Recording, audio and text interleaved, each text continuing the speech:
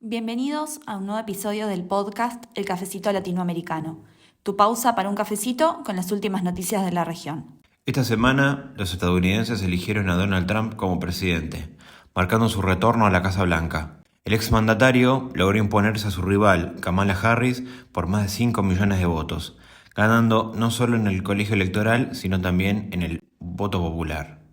Con promesas de fortalecer su postura en temas migratorios, comerciales y de seguridad, Trump vuelve al poder con una agenda que podría tener profundas implicancias para los países de la región. Hoy en el Cafecito Latinoamericano vamos a analizar ¿por qué ganó Trump? ¿Qué grupos demográficos y sociales lo votaron? Finalmente, ¿lo apoyaron los latinos? ¿Y qué significa esta victoria para América Latina? ¿Cómo va a ser la relación con la región cuando asuma como presidente? Yo soy Clary. Yo soy Fede. Y somos dos politólogos argentinos interesados y apasionados por la política latinoamericana. Por eso, si te interesa conocer lo que pasa en nuestra región de forma clara y precisa y también mientras ocurren los hechos, te invitamos a suscribirte a nuestro canal del Cafecito Latinoamericano en YouTube. Ahora sí, busca tu cafecito que estamos por comenzar. La política es el arte de lo posible. Instaurar un gobierno de emergencia espejo donde toda Latinoamérica se ve. Honduras lo del golpe de Estado. Pues gracias, pueblo boliviano. Propiese. No hay plata. Disolver la Asamblea Nacional. Brasil acima de tudo.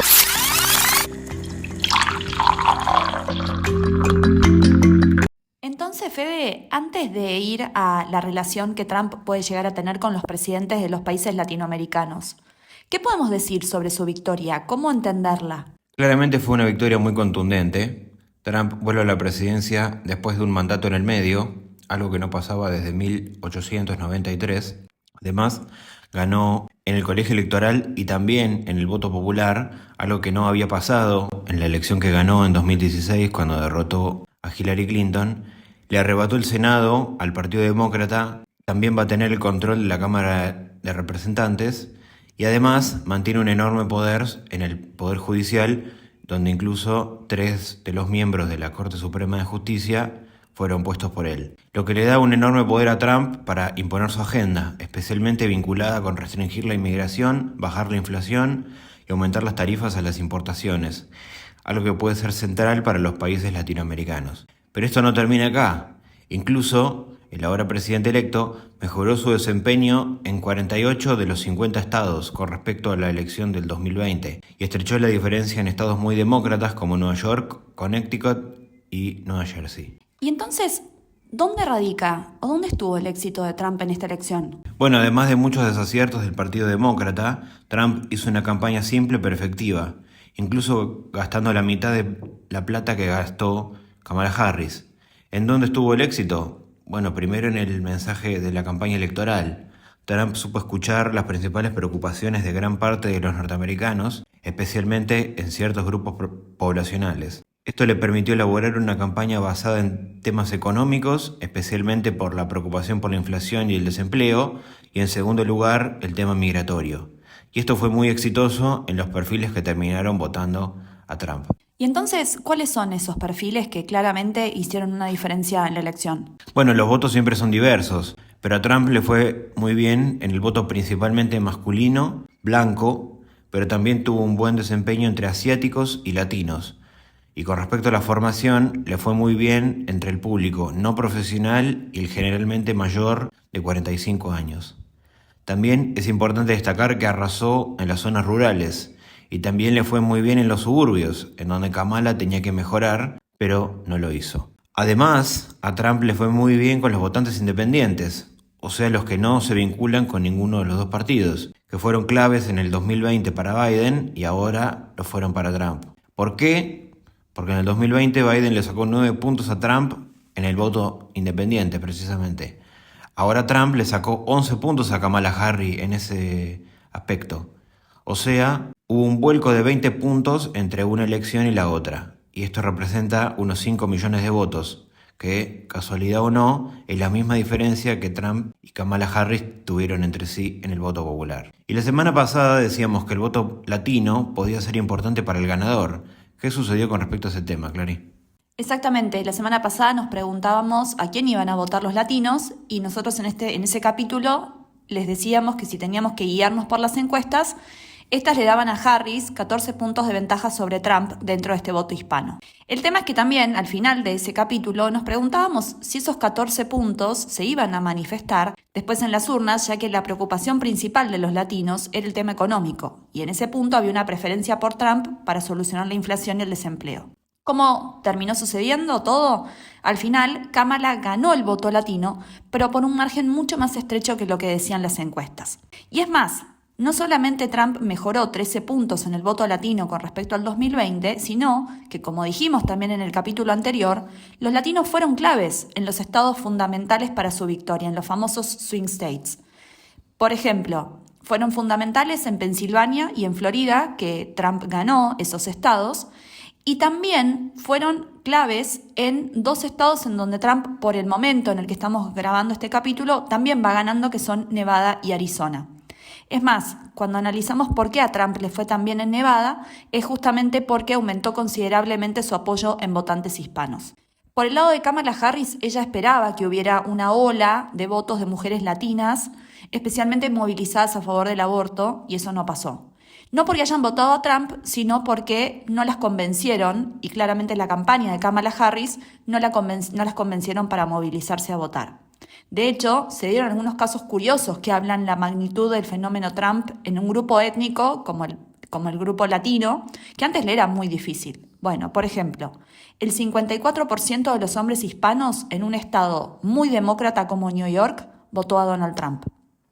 Y es más, en un condado llamado Starr County, en Texas, que es el condado más hispano de todo el país, Trump sacó el 96% de los votos. Entonces, bueno, como decíamos justamente en el capítulo anterior, el voto latino fue realmente un gran apoyo para Donald Trump. Y para ir al punto, ¿qué podemos esperar de la relación entre Donald Trump y América Latina cuando asuma nuevamente como presidente? Lo primero que tenemos que aclarar es que, como suele pasar con los presidentes de Estados Unidos, sea del partido que sea, América Latina no es una prioridad en su agenda global. Dicho esto, hay algunas situaciones que podemos prestar atención porque claramente van a delinear la estrategia y la relación de Donald Trump con la región. Como dijimos antes, uno de los temas que llevó a mucha gente a votar a Trump es el tema migratorio, bajo el lema de proteger la frontera de Estados Unidos. Si bien no vamos a ver deportaciones masivas, porque eso es imposible, sí va a haber una política mucho más restrictiva para evitar que más personas ingresen sin papeles a Estados Unidos. Y esto va a afectar no solo a los latinoamericanos potencialmente migrantes, sino también a sus países y la relación diplomática que puede llegar a tener Estados Unidos con los países de origen de estos migrantes, especialmente con México y los países centroamericanos. ¿Por qué? Porque las remesas, o sea, el dinero que latinoamericanos que emigraron a Estados Unidos envían a sus familiares de sus países de origen, representan un enorme ingreso para esas naciones latinoamericanas. En México, por ejemplo, las remesas generan el segundo mayor ingreso del país después del petróleo. Solo en los primeros 6 meses de este año 2024, México recibió más de 31.000 millones de dólares producto de esta actividad. Pero otro tema que puede afectar la relación con América Latina es claramente la agenda económica de Donald Trump.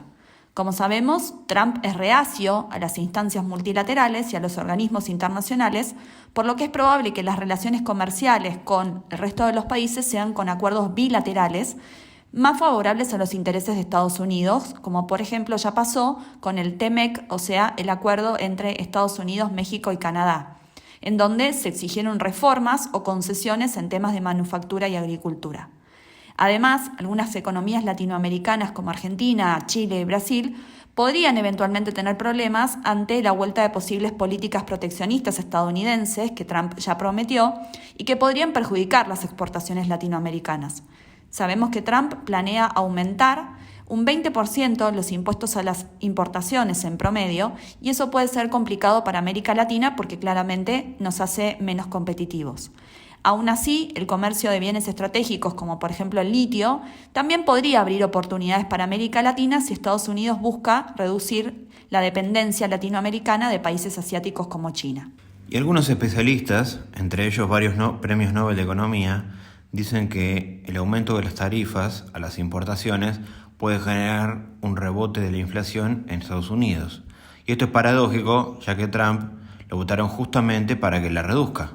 Sí, si los productos latinoamericanos se vuelven más caros debido a los aranceles, es probable que las empresas tengan que absorber parte de estos costos o trasladarlos a los consumidores finales y a los precios. En países en donde los precios ya están elevados, esto a su vez podría agravar la inflación y aumentar el costo de vida para los norteamericanos. Y entonces, Fede, ¿qué país latinoamericano podría verse más afectado por la nueva presidencia de Donald Trump? Bueno, sin duda, uno de los principales sería México.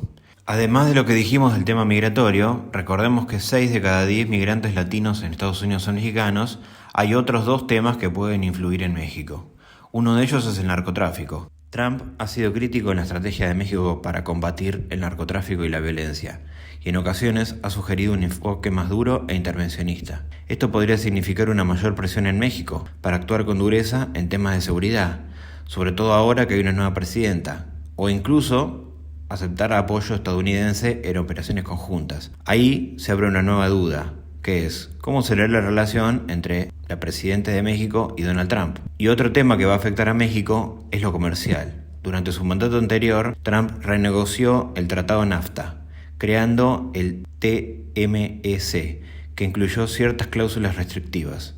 Una segunda presidencia podría implicar más presiones comerciales y posibles tarifas en sectores claves para México, como la industria automotriz y el sector agrícola, lo cual afectaría gravemente el empleo y el crecimiento económico del país. Recordemos que el 80% de las exportaciones mexicanas van solamente hacia Estados Unidos, quien es su principal socio comercial. ¿Y en Sudamérica? Bueno, en Sudamérica, Venezuela es probablemente el país que se vería más afectado por el regreso de Donald Trump a la presidencia de Estados Unidos, debido a las políticas duras que su administración en su momento ya tuvo hacia el gobierno de Nicolás Maduro. Sin embargo, Brasil y Colombia, sobre todo con los gobiernos de Lula y Petro, también podrían enfrentar consecuencias importantes bajo una nueva administración de Trump, aunque en menor medida que Venezuela. Con respecto a este país, en su primera presidencia, Trump implementó fuertes sanciones económicas y diplomáticas contra el gobierno de Maduro, incluyendo restricciones al comercio de petróleo, que, como sabemos, es la principal fuente de ingresos en el país. ¿Cómo será la relación en esta oportunidad? Bueno, muchos dicen que Trump va a endurecer las sanciones, pero, a diferencia de su primer mandato y dado este contexto con la guerra en Ucrania, Estados Unidos necesita diversificar sus fuentes de petróleo en un contexto de fluctuaciones globales del mercado energético, especialmente si la situación con otros países productores como Rusia o Arabia Saudita se vuelve más inestable. Y otro presidente que tendremos que observar cómo desarrolla su relación con Trump es Petro. Colombia y Estados Unidos comparten algunos temas de interés bilateral, como todo lo que tiene que ver con el narcotráfico y también la migración venezolana. Con respecto a este último tema, recordemos que Colombia recibe casi la mitad de los ciudadanos venezolanos que salen de su país de origen. Ahí habrá que ver cuál es la estrategia que toma Trump. Muchos dicen que si adopta políticas de reducción de ayuda y también que hay una reducción de la cooperación humanitaria, entonces Colombia podría recibir menos apoyo económico por parte de Estados Unidos. Pero también recordemos que Trump justamente quiere cerrar las fronteras y evitar que más migrantes lleguen a su país. Y la realidad es que si no presta apoyo humanitario a Colombia para contener la migración, muchos migrantes venezolanos van a seguir camino hacia Estados Unidos, que es justamente lo que Trump no quiere. Ahora, en términos diplomáticos, la victoria de Trump genera un nuevo aliado en Estados Unidos para el eje Bukele-Milei, ¿no? A lo que también podrían agregarse otros gobiernos de derecha. ¿Cómo va a ser entonces esa relación entre Trump y el presidente argentino? Bueno, en el caso de Milei se suma no solamente su cercanía personal con Trump, que de hecho sería el único mandatario de América Latina recibido por el presidente electo antes de su asunción en enero, sino que también Milei es muy cercano a Elon Musk, el dueño de la red social X y uno de los mayores aliados de Trump. Sin embargo, acá hay que matizar esta relación por 2 aspectos. Muchos dicen que un triunfo de Trump es positivo para Milei. Es cierto que Trump necesita un aliado ideológico de peso en la región, y dado que México y Brasil están gobernados por presidentes de izquierda, en este punto se abre una gran posibilidad para Argentina, desde un punto de vista estratégico, para posicionarse como aliado de Estados Unidos, algo que muy pocas veces logró. De la misma manera, Trump podría eventualmente ser un aliado en la negociación argentina por su deuda con el Fondo Monetario Internacional, especialmente teniendo en cuenta que en el año 2025 es año electoral en Argentina y Milei revalidará o no su gestión en estas elecciones de medio término. Sin embargo, la victoria de Trump puede no ser enteramente positiva para Milei, ya que la suba a los aranceles en las importaciones puede ser un potencial obstáculo para las exportaciones argentinas. Bueno, claramente a partir de enero 2025 se abre una nueva etapa, tanto en las relaciones internacionales a nivel global, como claramente también en nuestra región. Bueno, fue muy interesante hacer el análisis de este episodio, en donde justamente vimos y observamos cómo actuó finalmente el voto latino, un tema que nos estábamos preguntando la semana pasada en el capítulo anterior, y también seguiremos de cerca cuál va a ser la relación de Donald Trump con los presidentes latinoamericanos. Esperamos que les haya gustado este capítulo, sin dudas del acontecimiento político del año. Si nos están escuchando en Spotify y les gustó este capítulo, les pedimos que nos dejen sus 5 estrellas y también que compartan el podcast con las personas que crean que les pueda interesar. Y en YouTube los invitamos a suscribirse, a hacer clic en la campanita para que te lleguen las notificaciones y darle a me gusta al video. Hasta la próxima.